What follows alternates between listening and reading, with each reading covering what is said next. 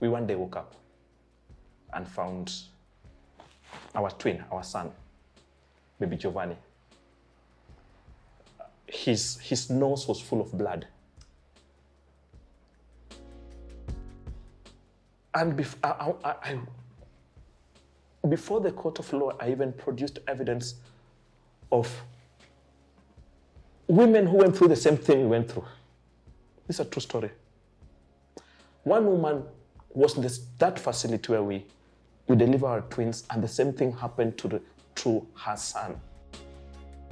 I was shocked, Amy, because we were here burying our son. Left, I could see women crying. Right, women crying. And I'm like, why not Rongapi wanakufa Nairobi? I've never been to a burial in Langata, Mtoto. And she went to, the petition went to her phone and Googled something and told me, this is what we fear happened to your child. My desire is to be one of the best medical legal advocates, not just in Kenya, but in the world. Hi, this is Amy. Welcome back again to Health Focus. The Bible says in the book of Joel chapter 2 that people are writhing in pain. Is that our nation? Let's get down onto it.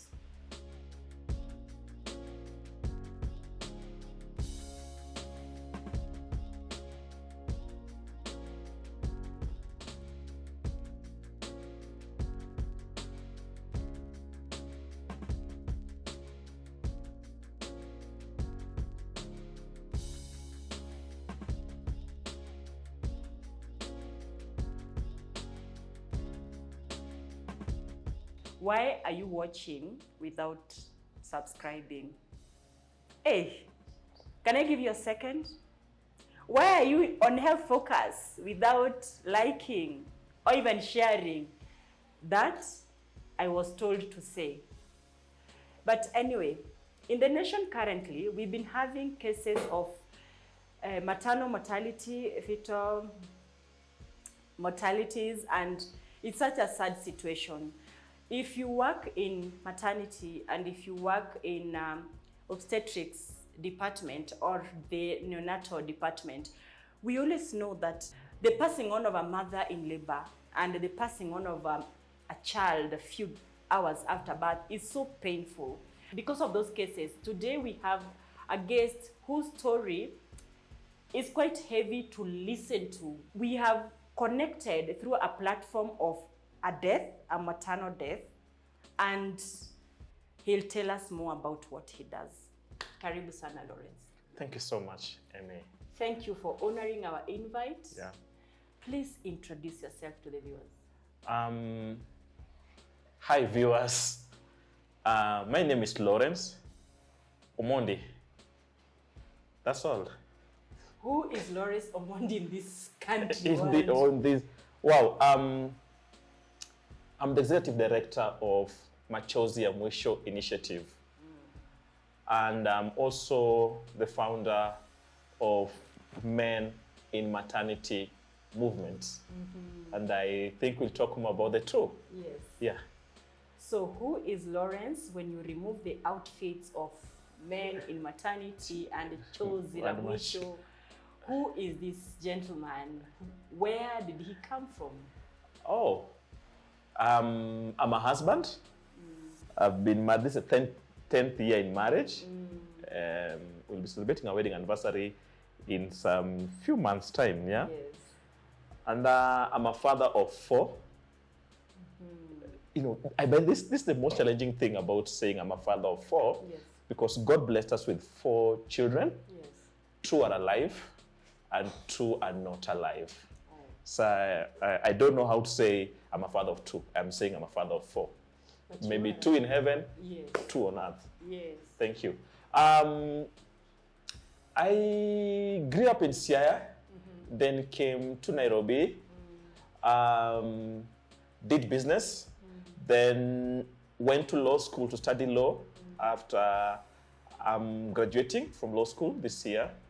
And I'm happy because going to law school was greatly because of my son's death.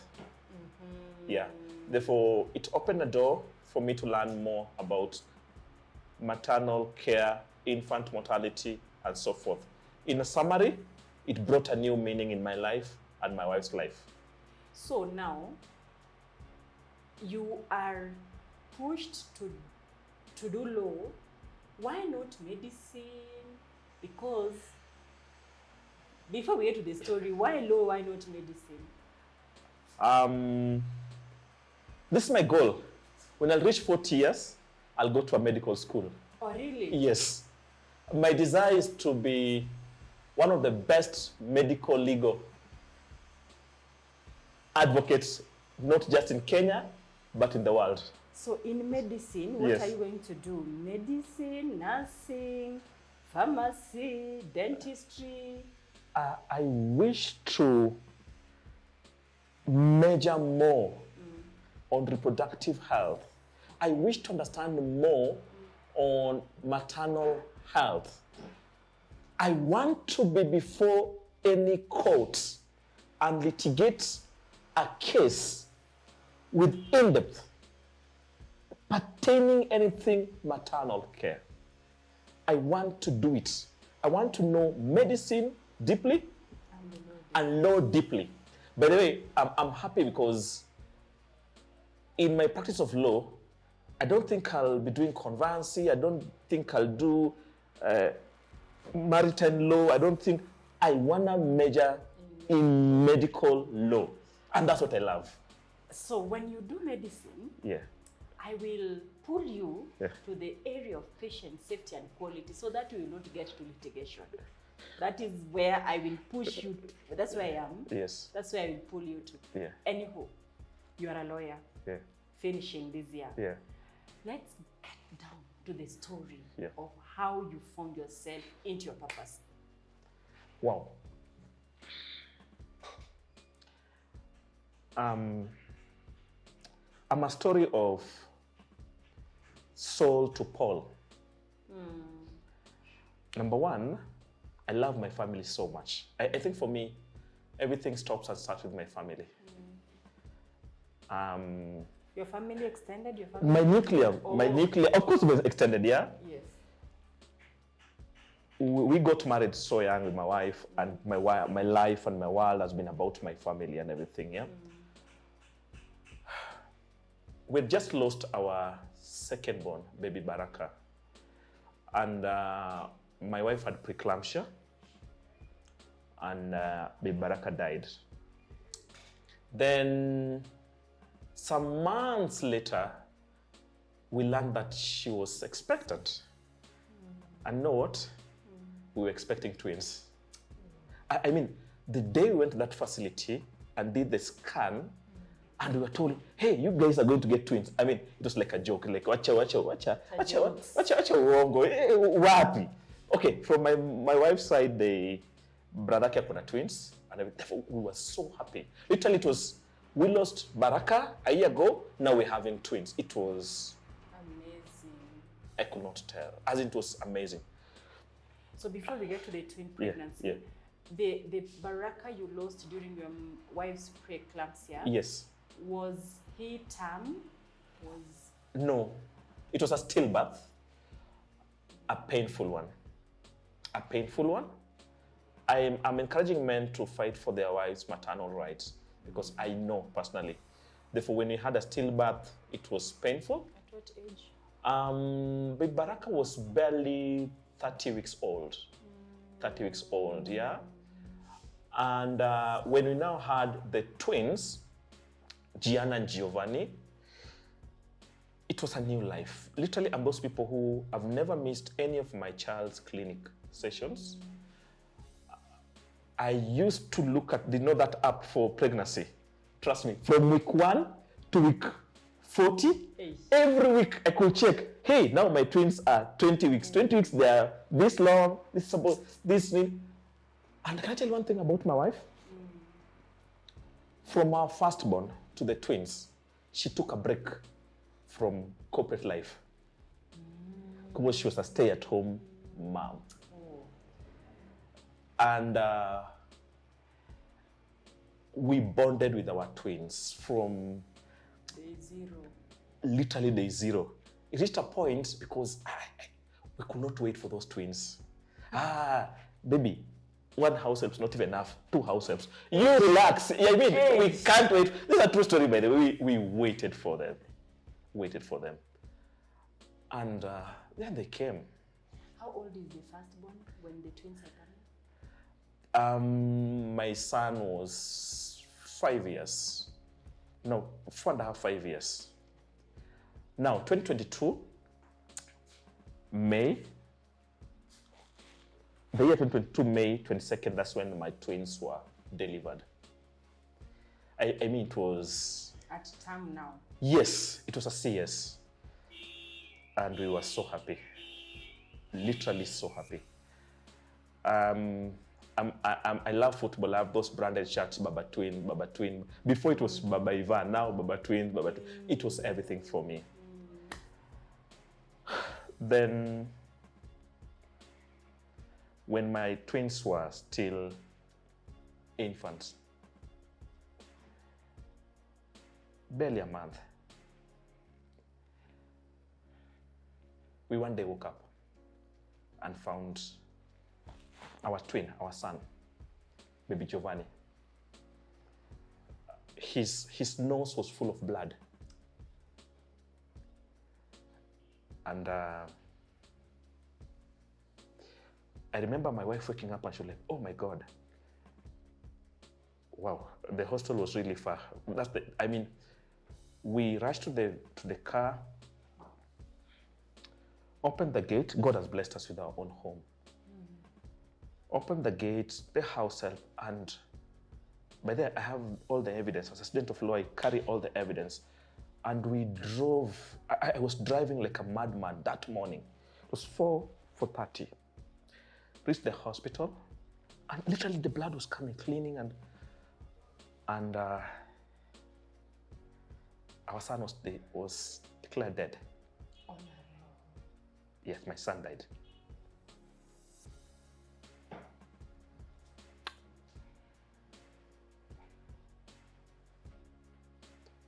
And we didn't know for sure. I've never seen that. And before the court of law, I even produced evidence of women who went through the same thing we went through. This is a true story. One woman was in that facility where we deliver our twins, and the same thing happened to her son.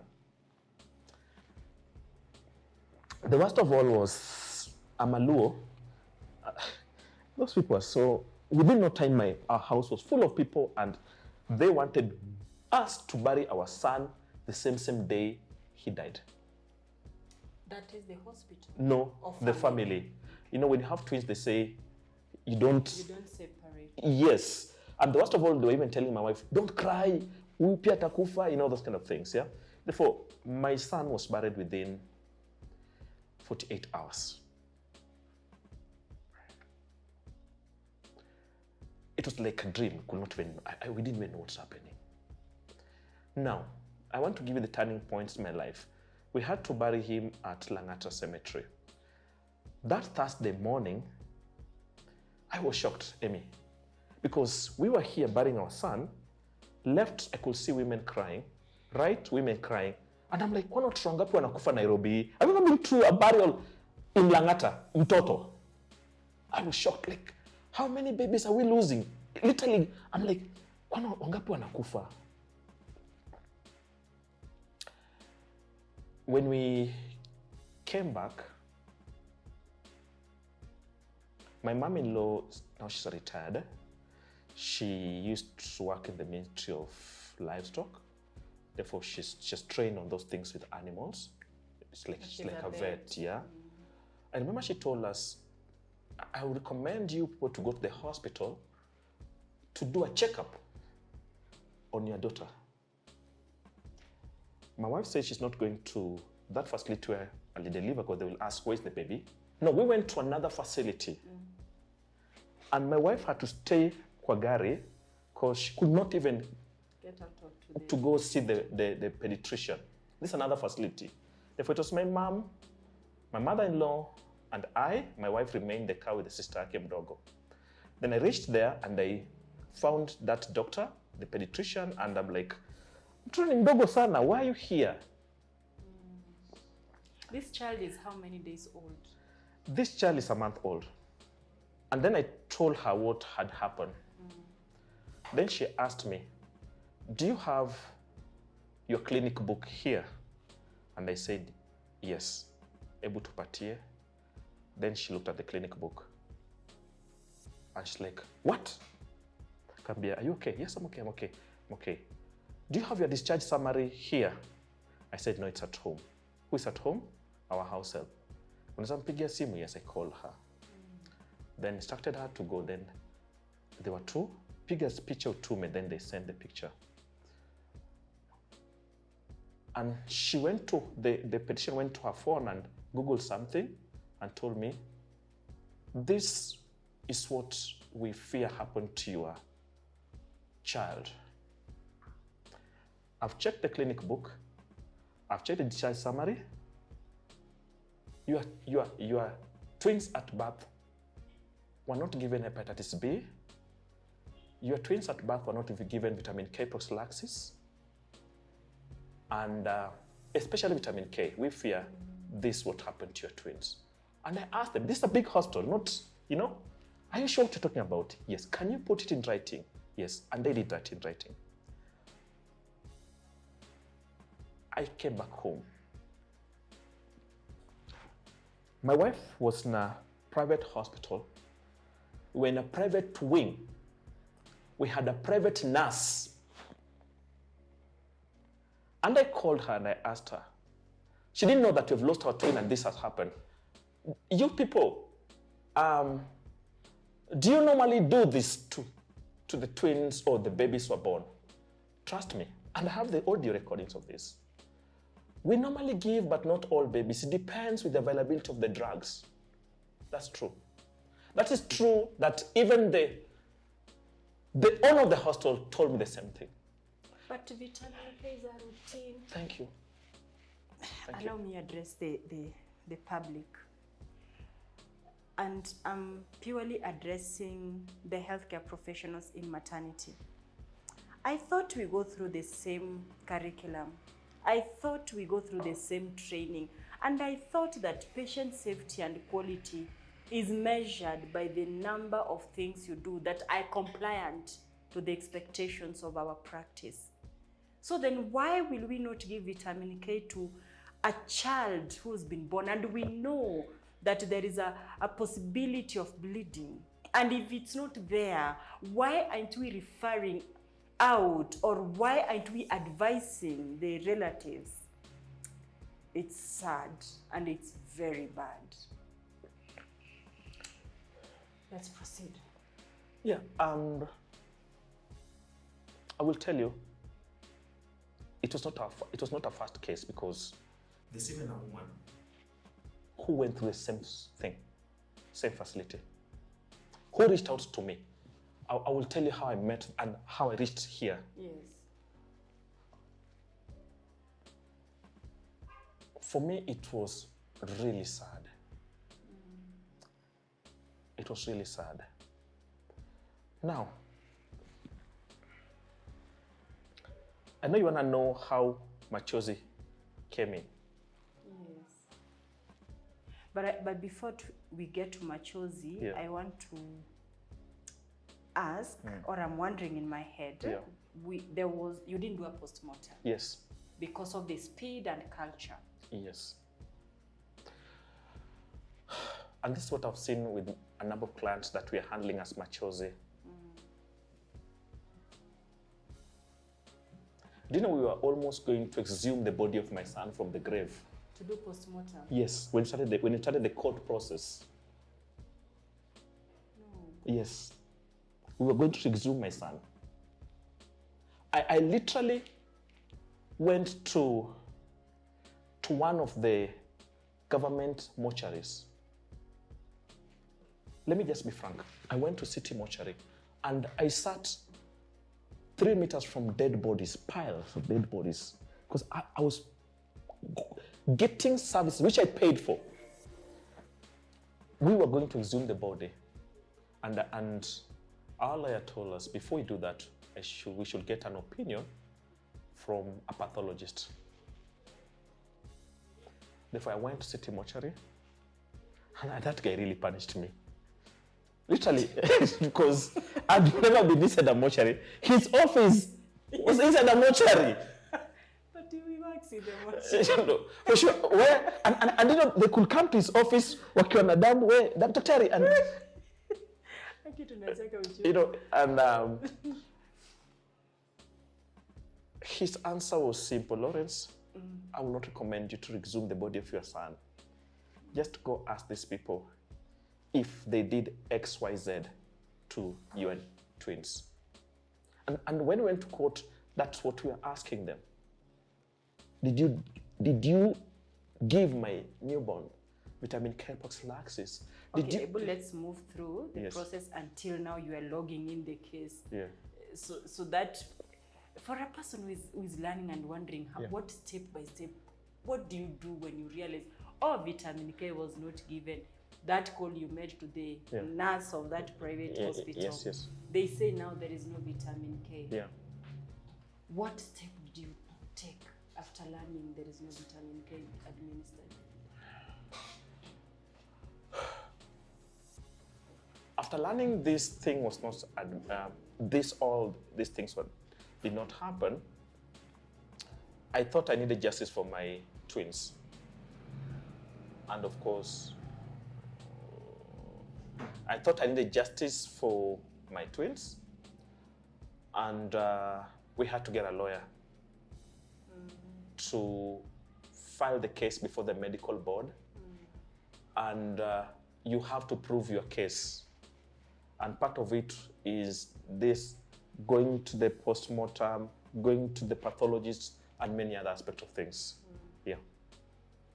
Okay. There is that, you are now finishing law, that those cases that are in law court, they're not supposed to be discussed outside the court. Yes. Outside the court. Yeah. Like now we are discussing here. Yes. Does it apply if you talk about it now in any forum? We call it subjudice of the law, of the, and no wonder I'm not going too deeper into the matter. You're realizing you're asking me, and I'm trying to not going deeper into it. Yes. Okay. Cool. You are answered by the government employee of City Mortuary. Yes. You are advised not to do exhumation. Yes. Is it called like that? Exhuming the body. Yes. Yeah. So, what did you do? We filed the case in court, and I will talk about the court process, the legal process in Kenya, and how it's literally hurting many families. I think for me, my turning point came the day I came back home, and I found my wife. How do you call that condition? She had a lot of trauma. She was crying to the point that she was literally shaking and almost collapsing. How do you call it? I don't know whether you're talking about panic attacks. Hysteria or panic attacks. Let me tell you, a week after burying my son, I came back home. It was in the evening, almost 8 p.m. I went to her bedroom. She was not there. Our sons, our daughter, then. I found her in our girl's bedroom, our house help's bedroom. She had really cried to the point that she was now on the floor, and she's anatetemeka sana. I remember calling a friend of mine, he's a medic, and he told me, "Ebu take a video." I'm like, "Laurence, I don't know, but that one seems like serious panic attacks." And I asked him, "What should I do?" He told me, "Take her outside the house, go with her." And she was asking for water. I I gave her water. She's like, no, I've never seen that before. Literally, I've never seen that before. She got in the car and we drove for hours. And she was just speaking. I don't know what she was saying. Then finally I had answer. And we came back home. Seeing what I saw, I said, kama hayo ndio machozi wanawake hupitia wanapopoteza mtoto wao, then machozi yetu yawe ya mwisho. So that's the name behind Machozi ya mwisho. Because women literally go through a lot. The way I saw my wife crying that night when I came back home, to the point she could not talk, just tetemeka, and I've never seen that. If that was the pain of her losing her son, I am not a woman. Then it means the pain of carrying pregnancy for 9 months, then losing your son. If what I saw from my wife is the definition of pain women go through, then I believe machozi yetu yawe ya mwisho. So that was the turning point in my life. That is the birth of Machozi ya Mwisho Initiative. Now, who are we? Machozi ya Mwisho, by the way, we are registered as an NGO by the government of Kenya.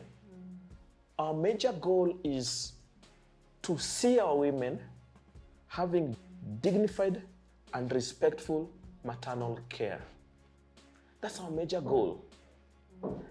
And in case a woman is not there, a woman has died while giving birth, or a child, we offer them what is called maternal justice. Any death, especially a death that was not supposed to happen, because I know there are deaths that you really say, aye, this one no, kills you. So it's much accolades to such platforms of Chozi la Mwisho that we wish that one day it would be the end of those inevitable deaths. Now, did you check the other twin? Was she vaccinated now with vitamin K later? Yes, at that hospital. They did that to her. Okay. Now, later on, and this is what shocked me more, I started sharing something on social media, especially on TikTok. I called it the journey of grief, because literally I was crashing. I started sharing to this is what I'm going through. I didn't know that by sharing to people, I was going to crash more. Without sharing is healing. It crushed me more because up to now, my TikTok and Facebook inbox was always having painful stories. I thought mine was painful. Kenya kuna shida. Painful stories. Laurence, I've just lost my sister who died while giving birth. I've just lost my wife. I've just lost my baby. I'm sorry I lost mine. I wish I could show you my inbox. It was a lot. Then I did one of the, I don't know, it was a mistake or anything. I could inbox them back. Hi, I'm really sorry. Can you share with me your number? Can I call you? And I could call them, get their stories, and I was carrying these loads of pain. Anger. Yes. Can I tell you? The worst for me was now families who could reach out to me after the woman's death while giving birth. Because I could literally use my own money to attend those burials and funerals. I've gone to Kakamega for a funeral of a woman died while giving birth. I've gone to Kiambu. I've gone to Machakos because I'm like, why? And I meet those men and I talk to them and I'm like, men are crashing outside here. By the way, I will share more, but from my experience, it's real. I've seen it all. It opened my eyes that, do you know in Kenya we are losing approximately 20 women every single day? No. It's true. You can make good use of your smartphone. We are losing. This data is in the DHI. Yes, go check. We are losing approximately 20 women every single day who are dying while giving birth. In hospital? In Kenya. Is it in hospital at home? It's not specific. Oh, it's cumulative. Can I shock you further? I went ahead to research about maternal mortality globally, and I was shocked. Some countries are losing 20 women in a year. No good use of your phone. In a year. We are using 20 now. In a day. Oh, in a day. And I will tell you from my experience why they're dying. I'll tell you what are killing our women. Because we've been doing this now for 2 years. Another shocking thing, I went ahead now to look at the East African countries. In the year 2000, Kenya was losing approximately 530 per 100,000 births. Rwanda was losing 1090. In the year 2020, 20 years later, Rwanda has been able to reduce the maternal mortality by 75%. Yes. In Kenya, the difference is the same. We are constant. We have dropped, but we're still there. This is With the number of goiners, with the number of dancers, with the number of the technology, hey, I'm ashamed to check that. Digging deeper, I came across a research that was done by USAID. And by this word, talk about men in maternity. By that research, they're saying approximately 95% of Rwandese men are going to clinic. Therefore, the support of men towards maternal care. It's one of the reasons, and I'll talk about that. Back to these families that were losing their women while giving birth. Because I could meet Brayo, I could meet Kevo, I met Mwangi. Do you know we have over 30 cases as an NGO? Women, families, over 30, who died while giving birth that we personally know. And I could meet these men. I wish I could show you pictures. One by one. Brayo, I'm sorry, Mazee. Nearly happened. And I'm like, okay. tell us about this men in mortality movement. Men in maternity movement. But men are in maternity. Yes, shocking, yeah? They're not in labor. They don't even come. Now, this is a story of what, as Machozi and Mwisho Initiative, it's one of our projects, we have seen happening. You're a medic, you know, there are 3 Ds that are killing our women when they're expectant. Delay in going to the health facility. That's the first D. Yes. Number 2 is delay when they're there to receive services. Yes. Number 3, they're receiving services, but there's complication and blah, blah, yeah? Delay in referral. But it's also killing women big time, yeah? Yes. But we also learned there's another D that we're not talking about. Dormant, deadbeat dads, with all due respect to men. Dormant, Deadbeats, dads.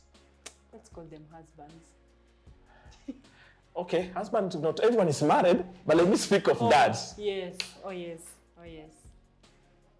Amy, I told you we have a lot of cases as an NGO, and I've interacted with many widowers, and I've seen some of them. But then let me shock you. Most of the cases that we get at Machozi are reported by either the sisters to the deceased or the parents. Less than 10% of the cases we have received have been reported by men, by the husbands. Less than 10%. Most of them ni, Laurence, I'm sorry, sister yangu alidai akigive birth. Daughter yangu alidai akigive birth. And you find like this lady had a husband or a father-to-be person in his life, in her life? Yes. I will shock you, we have had 3 cases of even men who are paid money after the deaths of their wives. Some as cheap as 30,000. Yeah. Yes, true story. Another one as cheap as 281,000. They paid money to shut up. Yes, a woman died in an hospital, a true story. And the hospital approached the husband and they signed a non-disclosure agreement. And the deal was, don't talk about your wife's death. And the man took the money. Oh. Yes. It has become the new rape closure, don't talk about the family thing. Yeah. For sure, we don't value and no, this man came later to tell us this happened, and it's true. And we're taking legal actions, literally going to court to sue the hostel, because I will not go into details, but I've seen this. And I think it's lack of knowledge among our men. Let me focus on the dormant deadbeat dads. And I want to give examples, practical examples. I met this man and I'm asking, what happened to your wife? Apart from saying, I was called at 6:30 in the morning to go to the hospital, only to find my wife dead. What happened? They cannot tell who was the nurse, who was the doctor, what time did XYZ happen, what time was even the CS performed, what time did she die. Oh. I know of a case whereby the hospital literally refused to give us any medical record. Because before you take up the medical board, you have to get the documentation. They refused. Is it allowed to give the medical records? It's allowed to give the medical records the next of kin.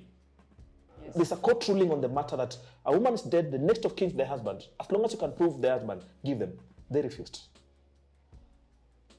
Only to be told, I know one of the cases by the watch woman in that gate,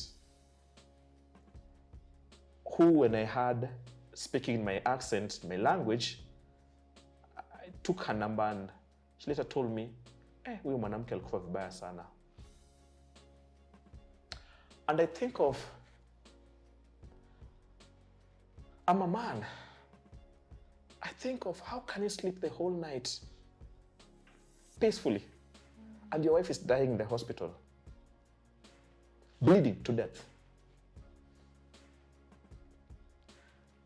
And this is not the first case I've seen. For sure, it's dormant. Now, I will sometimes not even blame these men. I think we need to redefine masculinity. Yes. A woman reached out to us. She lost her pregnancy because bwanake alimpiga. And we requested her to talk to the husband, and she agreed. And I talked to the husband. The husband literally changed the manner of, we have men who still believe a woman who was giving birth in 1970, 60, 30 and everything is the same woman today. But Amy, our mothers, when they were pregnant in the village, they could meet someone along the way and tell them, mtoto hajakaa poa. Okay, women were also together in the village. Thank there you. was no gap. Pregnancy used to be a communal It was thing. a communal thing. Now, here in Nairobi, unaishi pipeline, wapi, Lang'ata, anything. When your wife is pregnant, it's your own business. In the village, people could massage those women. But who is massaging your wife in Nairobi? Therefore, you cannot expect to live like your grandfathers, your fathers. It's 2025. And even though it was wrong, isn't it? Okay, maybe the circumstance then could not allow men to mix with women anyway.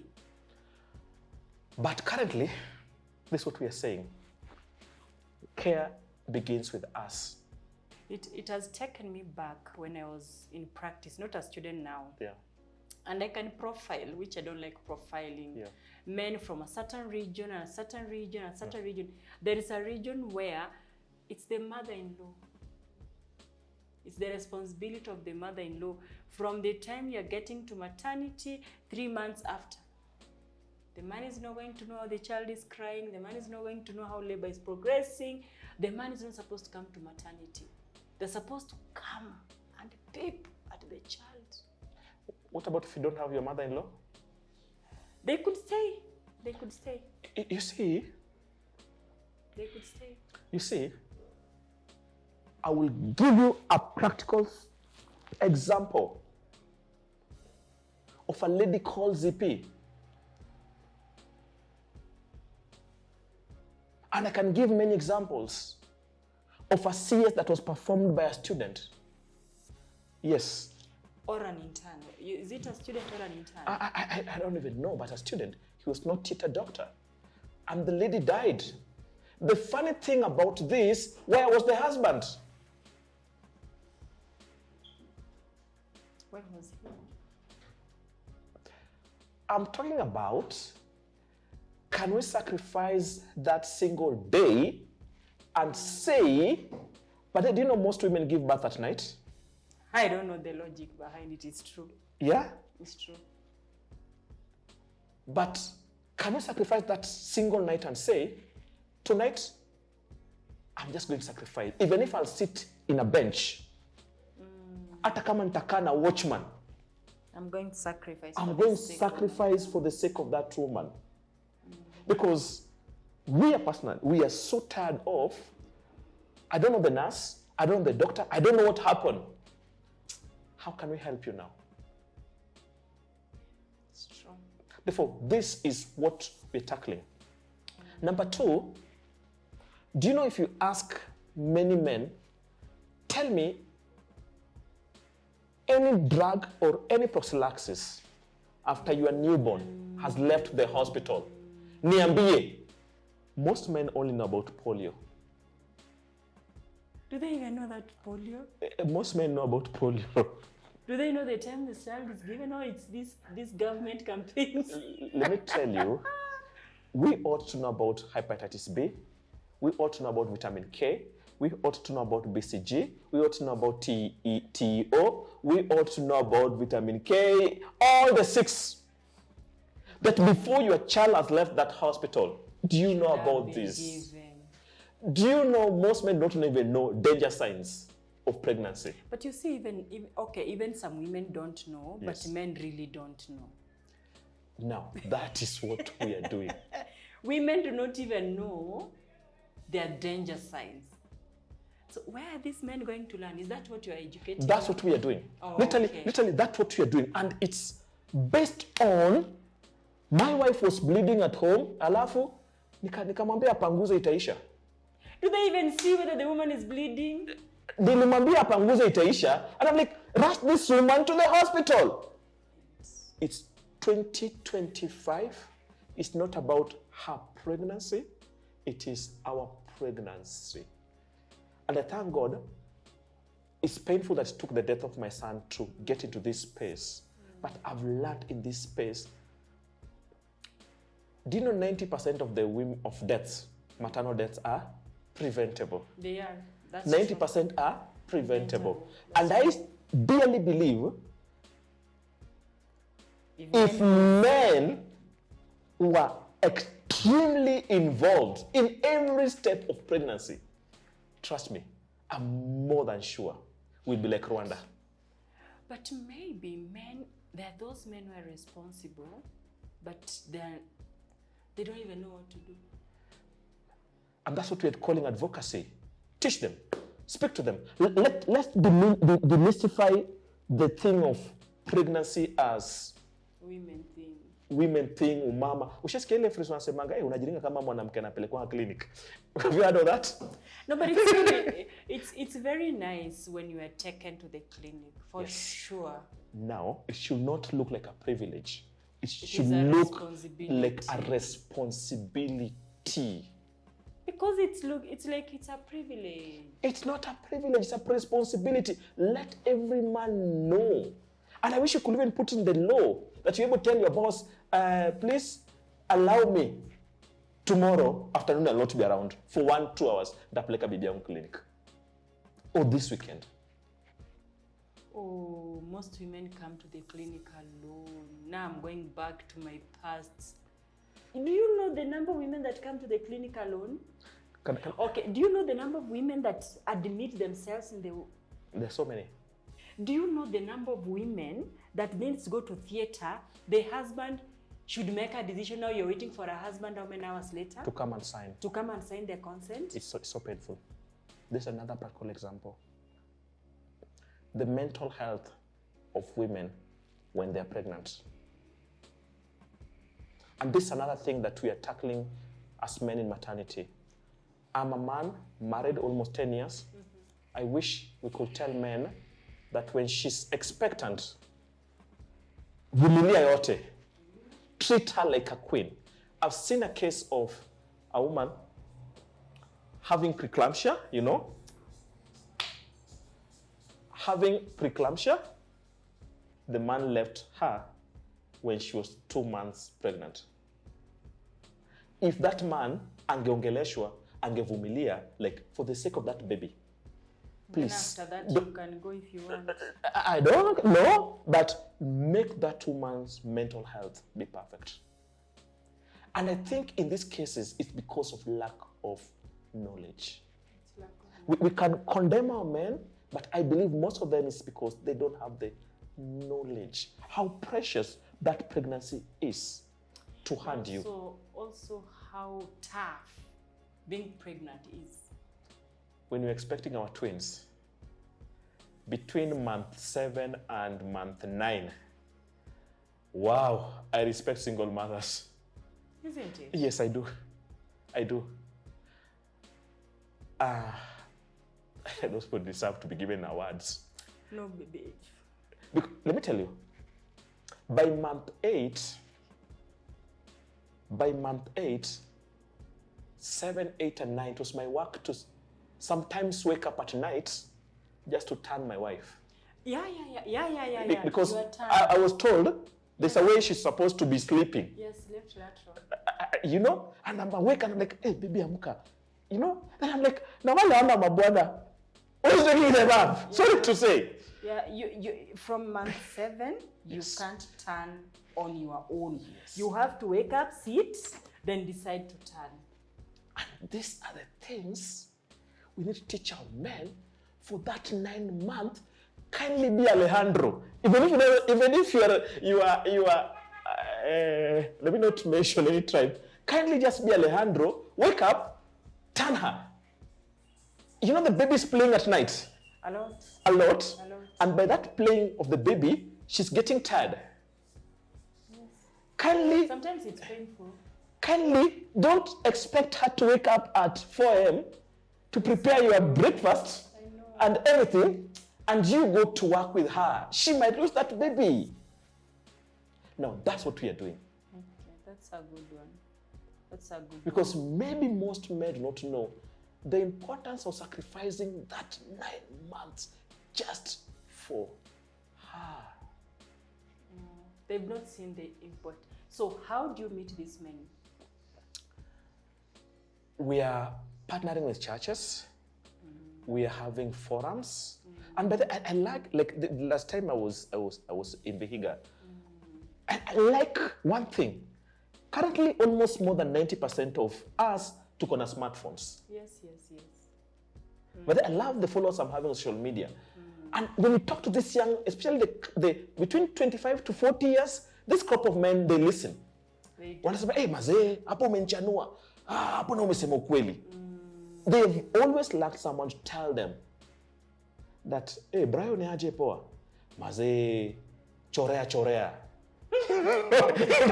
What is chorea? Chorea means, come on, you. Draw. No, it's not draw. Chorea means, stop X, do Y. Oh, that's what it means. Chorea. They mean, don't do that, do this. You know, sorry. These are the new crop of dads, you know. That's the language. So now, I take you back to the case that happened last week. I don't know, by the time you're watching this, it might have been last month. Yeah. Of a maternal death that happened somewhere in Kisii County. Yeah. And the man is interviewed and said, the wife was in labor. I told my mother to take her to hospital, and I was called 24 hours later that the wife is normal. He never went to check on the wife. He never went to know who was taking even food for that woman. You see, that's what we are doing. We are redefining maternal masculinity, no? What it means to be a man. Is that not your baby? Is that not your child? I mean, 2025, even if you're in Kisii, you are not supposed to delegate the responsibilities of maternal care to your mom or to anybody. They finished their race. They did well. Do it. Yeah. You go to the hospital, please know A, B, C, D to Z about the pregnancy of your wife. Ask the nurse. Ask the medic, why are you giving this to my wife? Why are you inducing her? Enable her to focus on the pregnancy. Thank you. So that you carry the burden of the other things. Thank you. Tell her, mommy, have a seat. Wacha nikimbie pale nikalipe bill. Wacha nikimbie pale nikafanya hivi. Have you seen those who are discharging themselves from hospital? I've seen, I know one that I saw kwa stage, mama kuna besheni na mtoto, and you're like, you men, you are making me angry. No, I'll again repeat, lack of knowledge. It's upon us to tell them, please. No, why are you being told? Who told you? Someone maybe told me. Someone, no, and again I will say, the truth be told, we have a problem of mentorship. We have a serious problem of mentorship. And when you mentor someone, you don't condemn them.